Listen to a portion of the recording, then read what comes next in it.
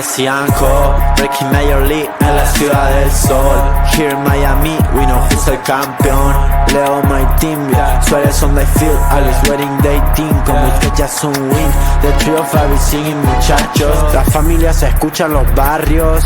Esta camiseta pinky la llevan todos los guachos. Los rookies quedan sin comentarios. Messi ambetea, tiki-taki gol. El estadio Chase bañado en gloria y sudor. Aquí se ama y se respeta el balón. Florida es tu casa, acostúmbrate al calor. Estate listo pa' Messianco. Estate listo pa' Messianco.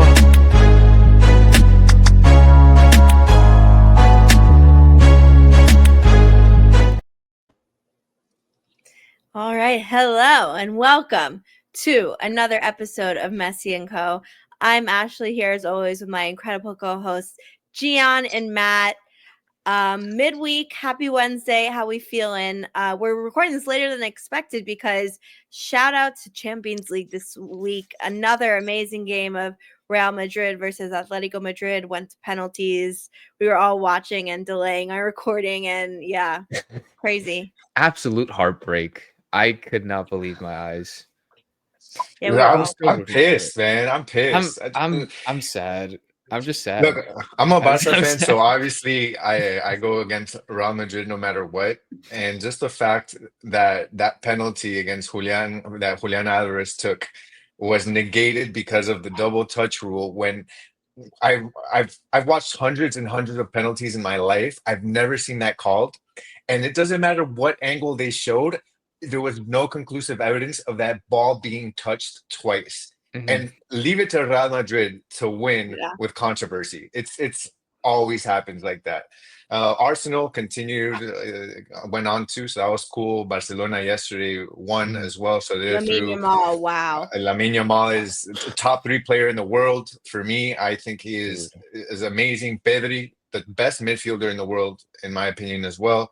And it's crazy to think the team Liverpool that qualified as the number 1 seed and is ripping it in Premier League is out with PSG beating them. So that's, I think, also on pens, right? That was also I was watching that game yesterday. But you know what? After last week, like when I was watching last week, I was surprised. But then I was like, PSG is gonna win. Like they just for some reason had this good game plan. But yeah, we should do an episode about the Champions League because it has been really, and also I remember when they were deciding like the knockout stages and it was like decision day and they were all having matches. Good Champions League this year, exciting stuff. But anyways, we're not here to talk about the Champions League.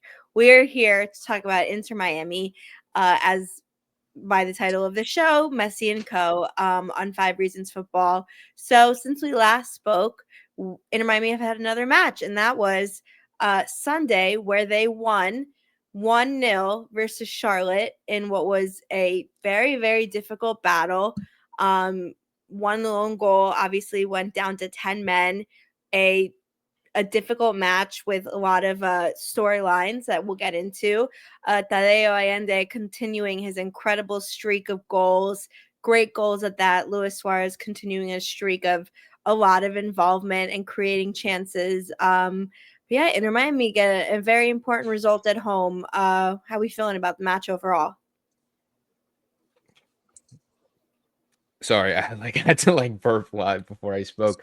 No, it's feeling good, man. I mean, we're still undefeated, and honestly, that's all I could really be excited about. I mean, we're putting up good performances, even with 10 men, getting 3 points against Charlotte. It's a pretty solid team, I guess. Overall, I mean, I thought they were pretty well structured, and I thought we did well to adapt to the situation, adapt to pretty much everything that was going against us. With the red card, with a bunch of the fouls and the yellows and etc. We had a lot of our players, especially the younger guys like Bright, Allen, Tadeo, they all really, really showed up, and it's it's just absolutely amazing what this team could do, especially just without Messi. It's honestly it's amazing, and that's all I could really be happy about. But yeah, no, Mustari, he deserved that red, but it ended up working out. So it ended up working out, and so I can't even be mad about it, to be honest. I thought it was a really interesting win for us. Inter Miami continues to win. They continue to be unbeaten, and Mascherano continues to do what he's been doing. I mean, I don't know how many of you are surprised with Mascherano so far. I think that look, this was to me. Sorry, I'm over here trying to talk and trying to produce as well. So sometimes I mess up. But look, to go down 10 men early on in the game and to be able to still have control of the game, still have the poise and the grit to get through it. And for Mascherano to make some tough decisions as well with the substitutions that he had to make. And look, at the end of the day, they got the one goal with the Allende minute 46 that really settled the game for Inter Miami and allowed Mascherano to really go deep into his bag and be able to, park the bus. And I know that parking the bus sometimes is not the best way to play. It's kind of ugly from a fan perspective. And anytime I see a team park the bus, especially with more than half an hour to play, I get scared, right? It's like, okay, we're really gonna be on the receiving end of a barrage of attacks. And there were many times where, man, it looked like it felt like it was coming, like that goal from Charlotte was coming. Yeah. But that just shows that Mascherano has a lot of confidence in this defense. I think confidence that a lot of us probably didn't have in this defense last season. So to go 30 minutes down a man and have the bus parked and come out with a 1-0 win and hold down the fort, I think that was great. That's great news for Inter Miami. Again, we know we have no problem scoring. Yeah. Defense was an issue. It looks like with Maxi there, and Maxi obviously didn't play, but but with Lujan there and Noah Allen taking a step up from last season, these guys in the defense, it really stepped up, and that makes me really happy and confident that this team can look even better than 2024. Yeah, well, maybe 2025, but yeah, I do agree with that. Wait, what? It's 2025. No, he said that it looked better than in 2024. Oh, yeah. Okay, never mind. Okay, well, dude, I'm like, what? I thought you said in 2024, like how they are. Oh, sorry, yeah. It's one of those days for me, so that's not my fault. Yeah, I agree honestly with everything everyone said. I think there's something to be said that does this Inter Miami team have a discipline issue? Because although the Ian Frey one was rescinded, so it really shouldn't even be part of the conversation, I will say that's 3 red cards that were given to Inter Miami, in 3 matches. And that is worrying because, 3 MLS matches, 3 red cards. It's showing that the team does have a little bit of a discipline issue. And although it hasn't bit us yet, right? Like we've been able to kind of get out of it unscathed. It's important that this team, for knowing how many tournaments we have, how many big games we're having, everyone's got to step up, have discipline, and not be a reason to bring this team down, because this team has high aspirations and so far has been finding ways to win in every format. I was able to ask Mascherano in the press conference, how is this team finding ways to win in all of these different difficult conditions? And, the main word he said was resilience. This team is resilient. They're hardworking. They believe in each other. They're, keeping shape, keeping form, and showing a lot of maturity. Yeah. So overall, a good performance. Within that performance, I do want to ask, new segment that I'm starting. We'll see how long it lasts. Success versus struggle. Who on Inter Miami succeeded a lot and who maybe struggled, our version of best and worst for that match. And Gian, I'll start with you. Who was your success and who was your struggle? I think that for me, I'll start with the struggle. For me, Kremaski, and it's not just this game. I think just Kremaski hasn't looked well overall. I think every game so far in 2025, that may be harsh. Maybe some don't agree with me, but I think just what I saw from him last season and some of the sparks that he was able to, give this team, especially sometimes where he was starting, I just think he looked better. That also may be, actually, you and I had this conversation, and you suggested that may be the positioning also, and him playing in a different position. It looks like as of late he's playing more like on a right wing type of position, whereas most before he was more of an interior player, more of helping in the build up and the creation. I just think that he in that position maybe doesn't look the best, and obviously he's had to play there maybe out of necessity. I think Mhm. that he's a guy that's done well, and he's caught the attention, obviously getting time with the U.S. men's national team and going to the trainings and the camp. So obviously he does have the talent. We've seen it before. I just don't like this version of him, and I think for him and his career, he's kind of got to get out of this funk. A lot of imprecise, not like the precision hasn't been there. I think out Yeah. of everything I can say, the precision with the passes just hasn't been to what we're used to. As far as the not struggling, the success, man, I think Tadeo is the easy one, but You can say look, it. Tadeo Allende, Take it. like Tadeo has been like la está rompiendo. He's doing amazing. He's that guy. Like, okay, you have Suarez, but and Suarez was always like the main guy that like he's gonna be the one to score for you. But Tadeo Allende, man, his ability to really make the runs, to be able to control the ball, to be able to associate himself so well with Suarez.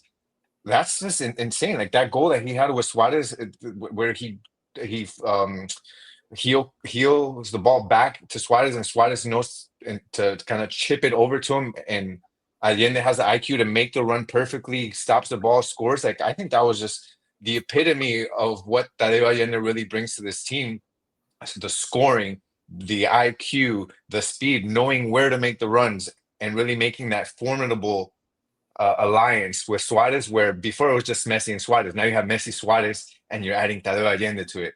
This team just got that much more dangerous, and it's really exciting. This guy, I mean, with the amount of games that there are in the season, who knows? He may be the top goal scorer over Suarez. Like it's crazy. Maybe.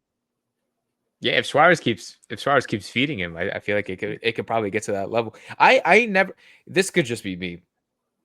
Before when he first joined, I didn't think he was gonna be like I thought it was either gonna be Suarez or Tadeo, and I'm like maybe he'll be on the wing, but I didn't think he was gonna be like the goal creator, the goal scorer that he is being now. But it is very impressive what he has been able to do on the field as And paired that's with on Suarez. Macherano. It's like Matt, yeah, that's on Yeah. Macherano. Great coaching. He's giving them the ability to be flexible and just like float around. Like yeah, yeah. No, and props to him, and it's really paid off because he's been phenomenal.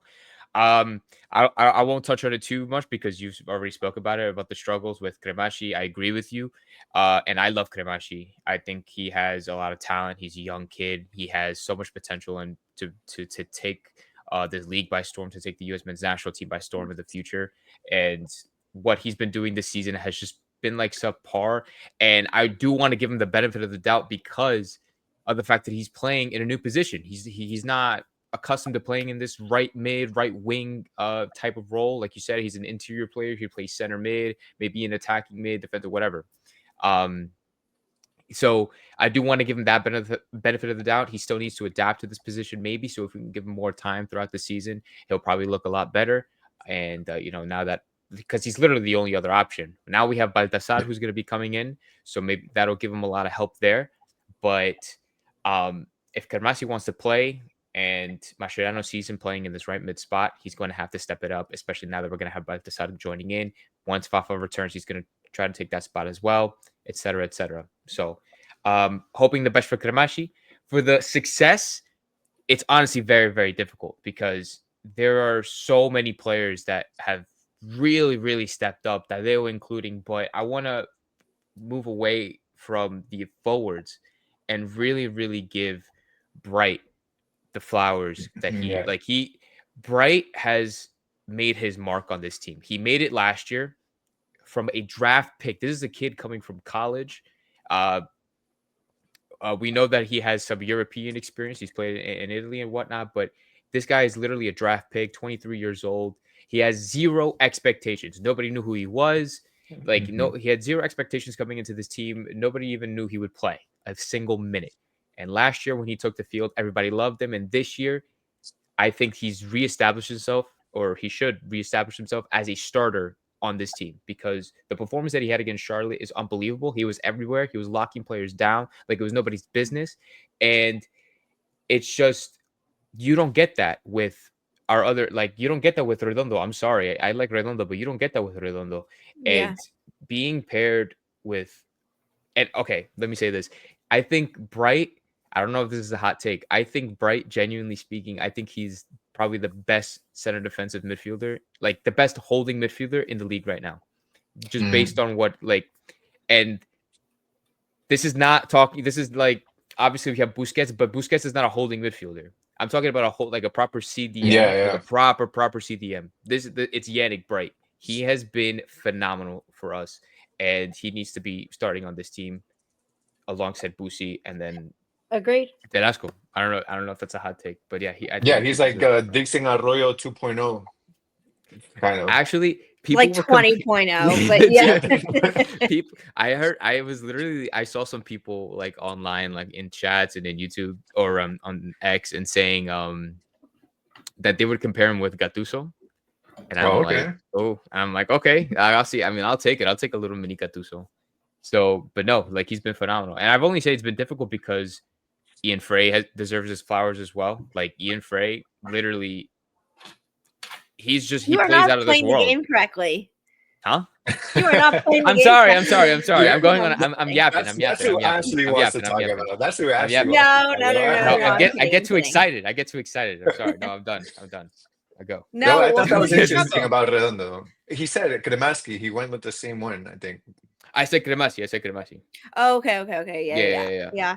I really quickly, I mean, like, all jokes aside, I totally agree. I mean, we talked about Yannick Bright so much. I'm taking credit for this. Last February preseason, when Newell Old Boys came to play Inter Miami in that preseason classic match, I said, wow, Yannick Bright was really good. And that was preseason last year when he had just been drafted.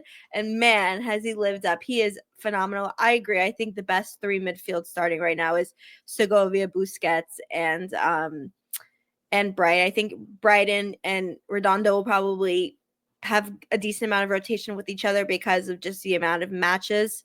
But it's a great shout out. Ian Frey also is a great shout out. Obviously, I'm biased because I got to ask questions and spoke to him, but he's actually not going to be my success player, even though he has been the successful, and man, the adversity he continues to overcome and just show his talent. Shout out to him. But my success is Javier Mascherano. Talked about it a little bit earlier. Do you remember, Gian, the word I said is what I want to use to hopefully describe him for the season? I don't. What was it? Mature. I said mature. The best way I could describe what I want to see out of him is for him to be mature, knowing that he's playing with a lot of big names, difficult situations, etc. Does he have the maturity to lead this team, to be flexible, to get everyone's buy-in? And man, only a few matches into this season, he has been tested in every which way. And so far, he's passing and he's being just a really great coach. And so, you know what? Early on, I really think he deserves the credit because he is already, I think, exceeding expectations. Just to start with, you know, obviously there's a long season to be played, but he's showing up in difficult situations. And, you know, I think that was sometimes our gripe with Tata last season. And, you know, although he's a great coach, like sometimes we felt that he didn't match the moment or adjust for what was being thrown at the team. And so far, I think Mascherano has been doing that in every which way. So, yeah. I'll agree with that 100%. And I said, I think last episode or the one before that, I wasn't ready to say so much about Mascherano because I was one of the ones that doubted him because of I think I hadn't really seen him go up against a formidable opponent so far this season. He hasn't had to go against, you know, the toughest opponents yet. So I'm like, okay, it's too early. But what I will say is, despite maybe the opponents not being the best so far, like the situations, like what you said, the way he's handled the situations that he's been put in, to me, has shown what you said, maturity, and it's surprising me, and it's really good to see, and it's a great positive because sometimes the beginning of the seasons are the easiest, and then you go and you hit, difficulty later on. Like, he's already so early on in the season, still getting to know his players, still figuring this team out, and he's already been able to handle situations like the one against Charlotte, where he's got to play more than an entire half with a man down, get the team to still be competitive enough to score the goal, because you're already man down. He gets the team to score a goal, and then he's able to maintain that.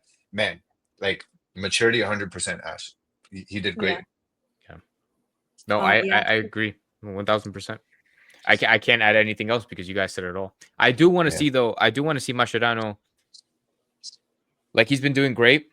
I do want to see, like what you said, mid-season Mascherano and like end of season Mascherano, because that's going to be the real true test to his coaching abilities and his to anything. So when you start playing teams like Columbus and you start playing like Cincinnati, and you play like tougher teams, let's see what and once the games actually start to matter a little bit more, it's going to be right further in the Champions Cup. Yeah, and we'll see. Time will be the only way to know with him, obviously, based on how it goes. But for today, he gets my success. My struggle, I thought overall everyone had a pretty good individual performance and was there when they needed to be. So my struggle player is going to be Ustadi. Bad discipline, whether you think it was a red card or not, if it was even close, should not be putting himself in that position. He's 38 years old, has been around the block a few times, should know much better than that. And Drake Callender, who's back from injury, hopefully, or they're saying is probably going to play Sunday. Ustadi really was doing everything to show that he deserved to keep the position and not give it back to Drake, and had every opportunity to do so. And then, he puts himself now in a situation where he's suspended and Drake can easily get his spot back. And so tough to see. Yeah, I mean, Ustadi, I was little by little being convinced that he was the guy to start over Callender, even when Callender would make it back. And we'll have to see. You guys, we were talking about it before too. Like, this may be the opportunity that Drake gets to, if he was somehow maybe losing his spot. Like, this is the opportunity to maybe get back in if he gets healthy. But to me, Ustadi, I think, is still a bit better than Callender. I agree. Yeah, we'll see. It was just unfortunate to see. Someone who's not going to be a success or struggle because he did not play, Lionel Messi. That's now 3 matches in a row that he's missed. After what we all saw, I remember in the match, he's like, "Oh, he came out. Is he okay?" They're like, "You just deserve rest." Inter Miami were winning by enough aggregate that he could get rotated out, but as we learned, that really wasn't the case. Felt some tightness. Is he injured? Is he not injured? Was he going to play Sunday? And just because of the 90 minutes, it didn't, or the not down to 10 players, it didn't happen. Was the plan always to rest him for the first leg of the Jamaica? I mean, all these things we'll never really know the answer to, but all we know right now is that he hasn't played in 3 matches, and it's a little worrying. Are we worried? I'm not worried. Are you guys worried? You're not worried? I'm not worried. I'm worried, but I'll let you go, Matt. I'm worried. Yeah, Matt, tell us why you're not worried. I want you to tell us why you're not worried, to see if it kind of settles me down, gives me some peace. Look, let me calm you guys down. Let me relax a bit. Let me calm the nerves a little bit. I'm not worried because it's like, well, first of all, look at the run that we've been on. We've been doing great without him, first of all. But second, it's mainly because, I mean, he's gonna play against Cavalier, right? Like, he's only gonna be playing. We knew this was coming. I knew this was coming. He's only gonna be playing in the matches that actually matters. So it's like, if he takes 3 games of rest, let him take 3 games of rest. Like, he's gonna be like, all right, we'll play against Cavalier. Like, we need to win tomorrow against Cavalier, or we need to secure that 2-0 advantage. So I'm not worried that Messi's missing 3 games. Let him miss a whole another week. I'm not worried. We play just as good with Messi, without Messi, than with Messi. And as long as we keep doing what we're doing and playing our game, I have full backing of our team, whether Messi's in it or not. So okay, but hold on. So you're not worried about the team, but are you worried about Messi? No. He's not. No? I'm not. No, because he's not. Because okay, you're talking about if we're talking about like him getting injured again and whatnot. Sure, maybe a little bit, but like at the end of the day, if he does go down, I know it's not going to be as serious as it was previously because we're taking so much precaution with him. And I think that if he does get injured or something, then it's not going to be anything like too crazy. I'm not worried about it because Just did he's going to. nothing to ease my fears, Gian. No, this is No, no, I know. dude. I wish I was Guys, as calm we as just him. need to. I We just really need do. to. We need more positive thinking here, guys. Well, We shouldn't. We shouldn't be thinking about Messi getting injured. We can't be doing. you know, that. honestly, to what I was talking to Gian, we honestly were having this conversation at the match, Mhm. and I felt similarly to you, Matt. Maybe not to Sure. your degree where I'm that, but I think it was the timing of it. I honestly think if he was truly injured and it was really something scary, I don't think he would train at all. Even the 15 minutes, it's just not who he is. Like that's just not.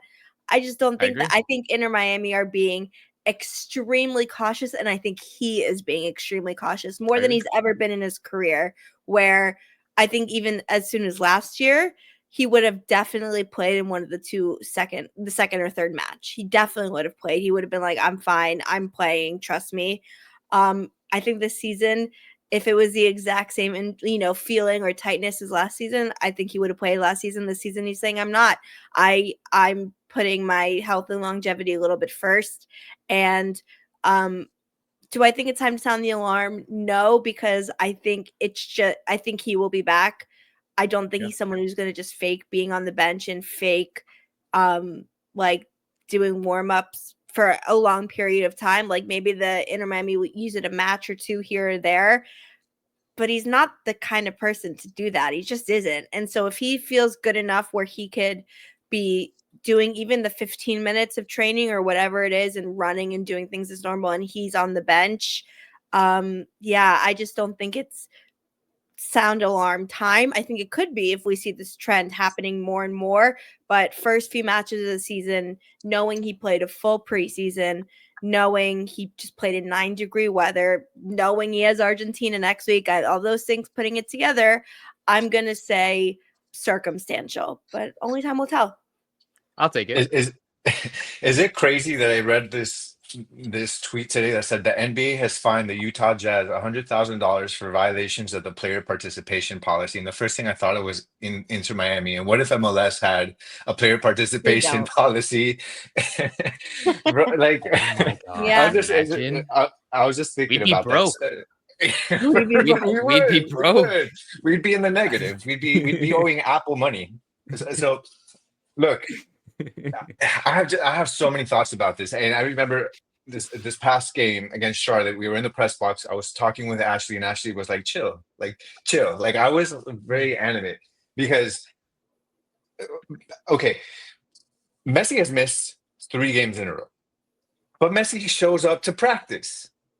Why is Messi practicing if he's not injured, but he's also not playing?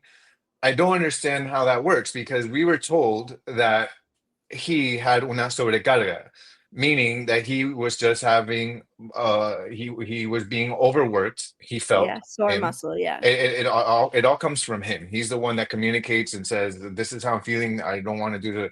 He said that he felt like he was overworked. So if you're overworked, but then you practice and there's a game, okay, like maybe you miss 1 game. I'm like, all right, whatever. He was overworked. They're saying it's not an injury. Then after you miss that MLS game, which was I'm looking here, which was against let's see, against Houston. Like, oh, whatever. It's Houston. It's the beginning of the season. Okay, he was feeling overworked. He practiced, but okay, whatever. He's gonna miss a game. Let's just make sure we don't overwork him. He doesn't, get to. Then he goes to Champions Cup. That's an important game. I don't care who it's against. It's the Champions Cup. It's against a team that you're playing at home. You always want to make sure you take care of the game at home. You don't want to have to, go maybe lose or tie the game and then go to Jamaica and then have to try to win the game back. Like, okay, we ended up winning 2-0, but at the end of the day, that was an important game. He misses 2 games. and we saw him at practice. So how long does it take to recover from being overworked so early on in the season? I don't think that's right. So is it overworked or is it an injury? Okay, here goes. Game 3, Charlotte. He comes in as he's a sub, and he doesn't get a minute of playing time. Okay, Mascherano said that at the end of the day that the plan was to give him some minutes, but because of the way that the game transpired, because of being down 10 men, it changed the strategy. Okay, but in the fullness of context, it's 3 games in a row that he hasn't played.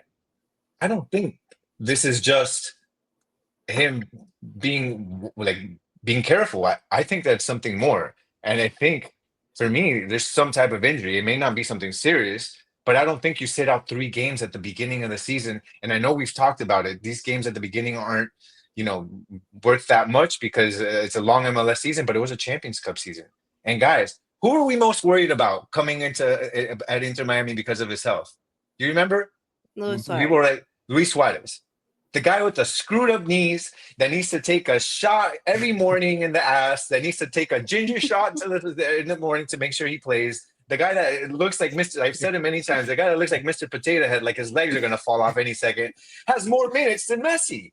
Like, what parallel universe are we living in? It's like Back to the Future, and I woke up when Biff is like the owner of the hotel, or like what is going on? It's an alternate universe. So to me, there's something deeper here. It's not just it's that.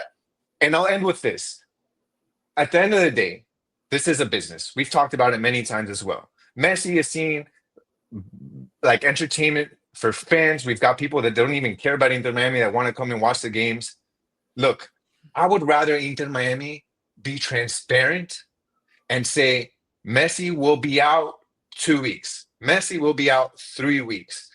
And I feel like they don't, because they want people to still buy tickets to the games. But what is the problem with that? The problem with that is it's actually hurting them instead of helping them, because these people that only came to see Messi are never going to come back again because they don't know if he's going to play. They're not going to pay 150, 200 bucks. These are people that can only afford maybe to go to 1 game a season, and they see the reports, they see the pictures and the videos of Messi training. Oh, he's training, he's going to play.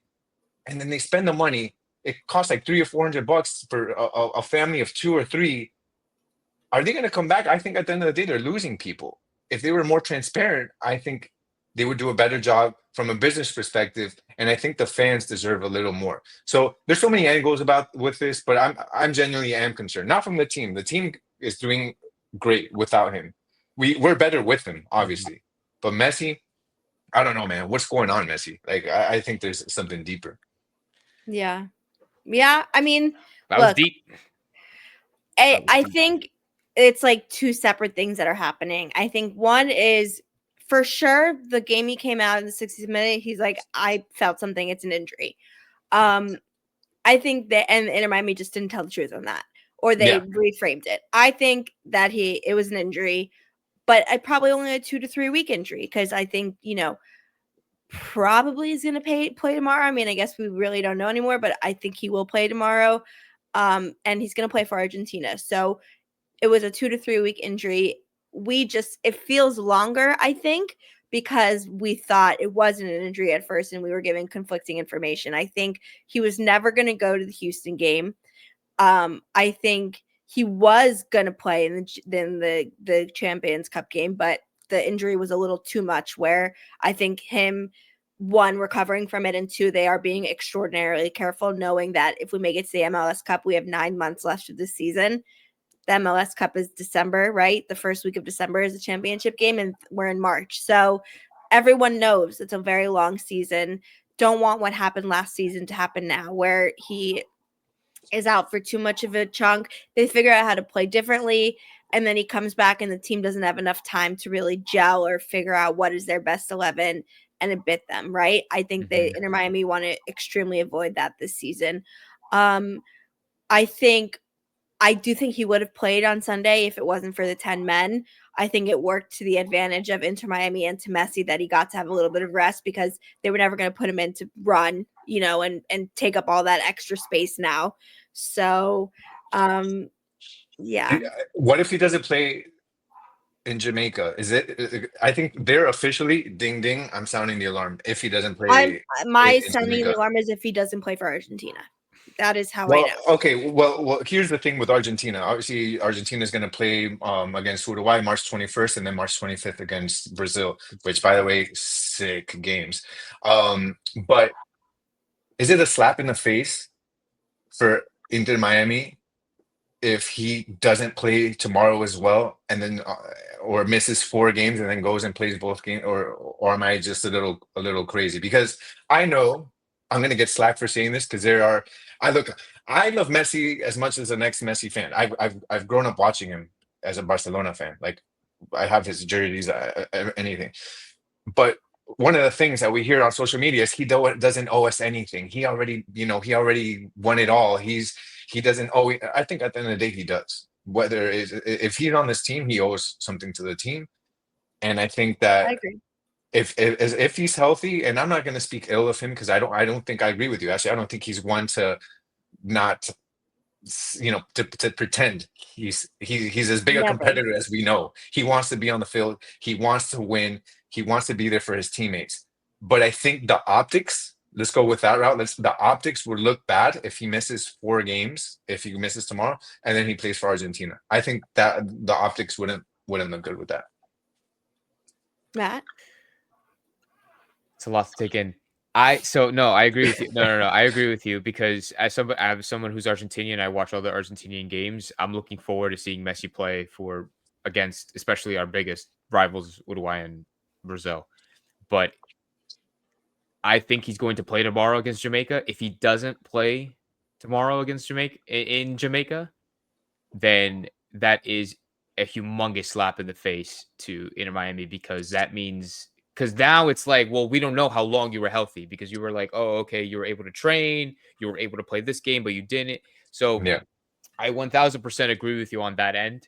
And there's just like, there's so much really to go into that I feel like we could be here for another hour. But I think at the end of the day, I don't think he owes us anything. Messi doesn't owe us anything. I mean, as a player on this team, if you're healthy and you can play, you better play. That's, I think, is what he owes us. If he's healthy and he can play, then he should be able to play. But Yeah, well, that's what I mean when I say that. That's what I'm saying. then yeah. What I mean. If we're talking about Sunday, he shouldn't. I agree that he shouldn't have played because we didn't need Messi to play. We needed to, according to Mascherano and his strategy, he wanted to play defensive the whole time. That's fine. That's your strategy. That's how you want to deal with it. That's how you want to deal with it. But if it's like, I don't know, if Messi's ready and if Messi's able to play and he's training and he feels good, then we need to play him. I think regardless if the game is important or not, at least play him like a 45 minutes.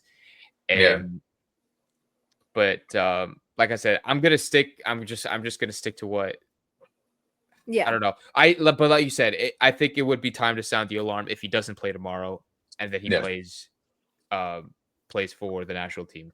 And then if he comes right back and then he doesn't play when he comes back, like imagine after the international break, he'll come back and then he won't play. That's another red flag. Yeah. So it's like, you know what I'm saying? So agreed. I think it's right now, honestly, it's very much on the cusp. I think genuinely a lot of this is very circumstantial and timing wise, knowing especially that he's about to play Uruguay and Brazil in World Cup qualifiers. There's never a doubt he was going to do that. And if in his mind even the team strategy is that's my priority, I will play in the games after for Inter Miami, and that's something they all decided. Do I agree with it? No.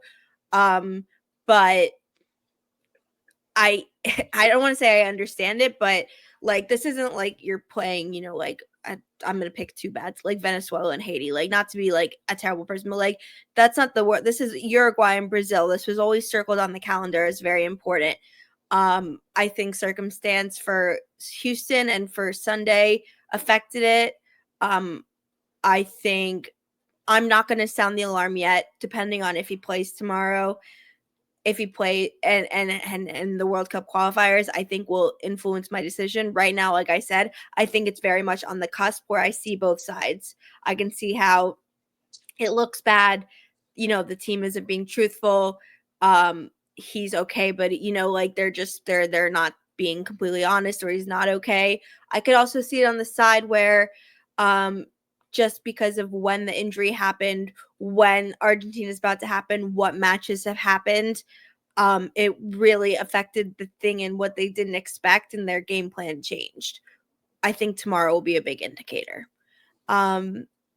What we did though today, practice, right? I mean, Messi once again practiced as normal as reported, and traveled today to Jamaica. So yeah, no big thing notices from practice, but obviously the most notable is that he played. So we'll have to see. But anything else out of practice that is notable, you think?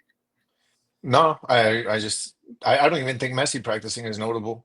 To be honest with you, Right? I don't think it, Boy. I don't even think him traveling is notable. I honestly, I just well, what's notable is when they release the lineup, and that's what's notable. So we'll see.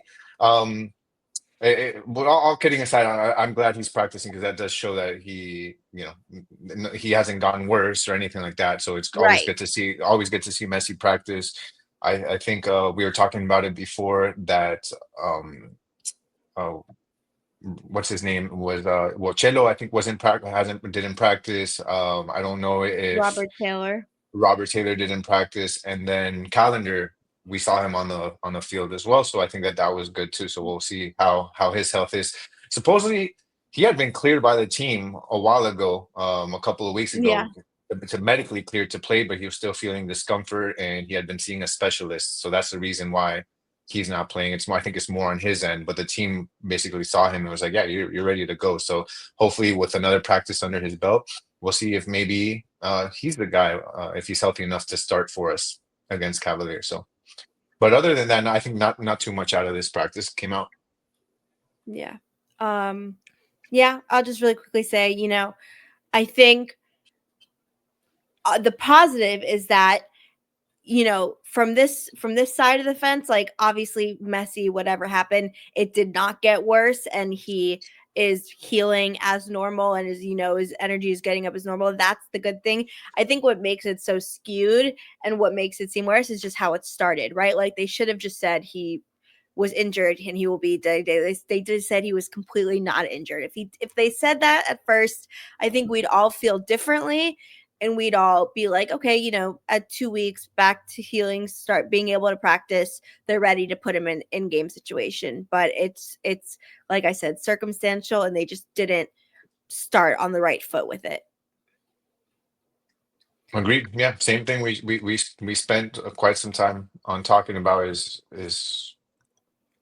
what is the truth. I don't know if we'll ever find out Just the really, but transparency as piece, long as we honestly. want to, I just want to see him on the field. That's what's most important to me. See him on the field, balling out, enjoying seeing him play. It's always been something great to see. And this team is, no matter how good they look without him, they're 10 times better with him. So that's True. what I'm No, hoping. you're right. All right, Matt. So then with that in mind, knowing that he traveled, knowing that he was available, just in general, what is your prediction for tomorrow night's match? Tomorrow, I mean, I think tomorrow it's going to be an event. It's going to be a lot of fun. If Messi's obviously traveling, if he plays, and everybody's going to be really happy about it. Apparently everyone's going to be really like security is going to be super tight. I've been reading a lot of things about how the stadium and things like, oh, that's another thing, by the way. They moved to a completely like a 35,000 seat Yeah. arena just for Messi. So if Messi doesn't go play tomorrow, that's going to cause a lot of problems, a whole ton of problems. But anyway, Like what happened in Asia, I forgot what country, was Yeah, yeah, it Hong Kong or I something? think, I think that's going to factor into tomorrow. but this is going to be worse because they literally moved to a different stadium, to a bigger stadium for Messi. So it's like, Yeah. so this is going to be it's going to be bad if he doesn't play. And But apparently the stadium, I was reading, like the conditions of the field aren't the best too. So yes, look, do you so want like Messi playing on a field that doesn't have the best conditions? Like that is funny. I literally saw like a drone image of Yeah. of the field. It's it's pretty bad. So I mean, and so that factors into it too. So it's like, um, I think we're just gonna do the best that we can to not drop this lead, to not drop this 2-0 lead, and we're going to do the best we can to not get injured. I think it's the most important thing, especially like we take all these other things into consideration with the conditions of the field, with player availability, with Messi. I'd play Messi for a half and then take him out, but I think we should be doing well. I don't know. I don't know. We should be rotating maybe a little bit because we do have that a game on Saturday, or excuse me, Sunday, and I don't know. But considering the fact that our last game against Cavalier wasn't really the best performance, like on the pitch wise, I don't know if you guys like, and like it just wasn't the best performance. It kind of has me second guessing on how we could be playing over there, like in their home turf. So it's interesting to see, but I still have confidence in this team that we're gonna get the win regardless. And do you want me to do like a score prediction, or just Yeah. like Yeah. for the game itself? I think that we should end up winning. I think we should end up winning 2-1. 2-1. 2-1. I think, yeah. I think this game's probably going to go the same as it went here in Miami. I think that Inter Miami is going to keep control of the ball, like just like they did last game, 69% to 31. The majority of the time, it's going to be Inter Miami holding it, and it's going to be Cavalier probably trying to, I think, probably just trying to counter with their speed. I think that many times it was like I was like nervous. Those guys are fast up front for Cavalier. The only thing is they were not really good at shooting. So I think that Cavalier is going to have to really get better at that and be more accurate. They had 5 shots on goal. 1 was on target. So the only 20% of the shots were on target. I think that if they would have been a bit more accurate, they probably would have gone at least a goal, because man, the only thing here is obviously they're down, so it's going to be a different. Even if they wanted to play a possession game, they're not going to be able to, just because Inter Miami is going to be dominant and hold the possession. So they only have the counter. They just might be more aggressive, I think, in pressuring the ball and trying to hurt Miami in the buildup. So as soon as like when they're building out of the back, I think you're going to see 3 or 4 guys from Cavalier pressuring, and then they're probably going to be pressuring a lot on Busquets and Redondo, or Busquets and whoever else plays in the midfield. I think that that's going to be something we'll see a lot of pressure up front, and really playing really quick.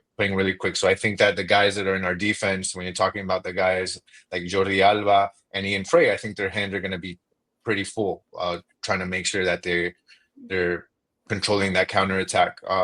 For me, I think Inter Miami is going to win. I think they'll be more conservative, knowing that they're going in there with a 2-0 lead. So I don't think we're going to see, a full-out attack, just maybe a more, I wouldn't say timid, but just, a more controlled team. So I'm going to go with a 1-0 win.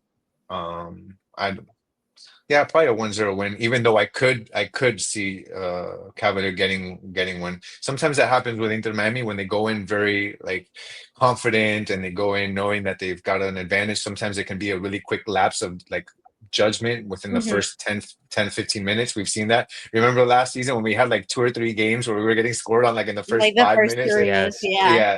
So that this Inter Miami team can sometimes lend itself to that, but we'll see with this new iteration if they fall into that. But I wouldn't be surprised if Cavalier gets 1 goal, because they are so fast. But I'm going to go with 1-0 on this one, and Inter Miami obviously win. Yeah, I think you guys covered most of it. I will say I think it's going to be a little bit more like high octane match, because I think the environment and just like the idea for Inter Miami to like, I think like try and wrap it up honestly and get players, be able to rotate. I think it's going to be 3-2 Inter Miami win. 3-2. Yeah. A lot of goals. That'd be a really good game. But yeah, like I think Inter Miami are going to establish like enough of an advantage, but then I just think, the wheels are going to come off. It'll be a fun match, and I think Messi will play. We'll see where we are in a few days, right? If we're saying the same thing. I think it's right now so hard to tell, but I really do think if he travels and he keeps practicing, like I just don't see him as the person who's going to like sit out all these matches healthy. It just doesn't seem like him. So I think we will see some minutes tomorrow. I really don't think he would have traveled to practice if he genuinely couldn't. Yeah. If you had to put a percentage on it, both of you, on that he's gonna play, what would you say? 65. 65% chance. What But about he's you? gonna play 65%. He's Yeah. gonna. Yeah. Something I was higher? gonna. I thought it was higher.